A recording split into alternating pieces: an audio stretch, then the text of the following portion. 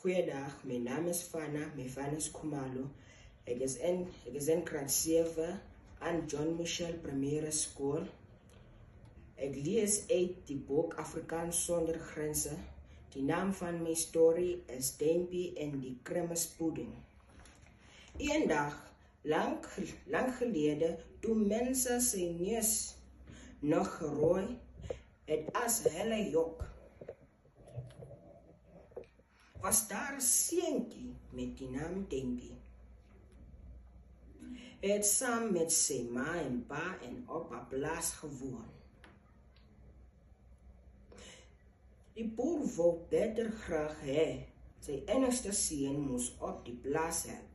Maar Tempie se ma het haar voet neergezet en het gesê: "Dat sal die dag wees.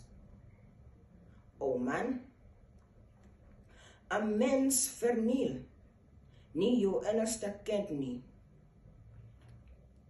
Veral nie as hy skaars groter as hy dame is nie."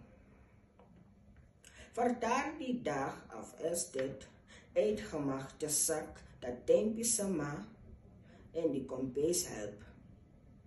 Dis in elk geval wat die boer en sy vrou dink, maar Tempie verdien heeltyd om die wye wêreld vol te rankank. Hy jaag gereeld die ganse en stier om die daarin dat hy soos 'n aardworm met een hap ingesluk kan word nie.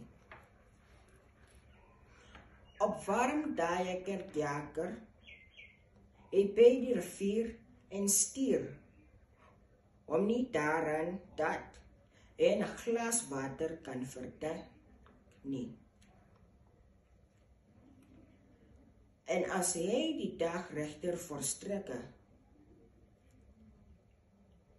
glo hy aan sy pa se spogbert se stert vas om saam met die op volle vaart dorp toe te ry.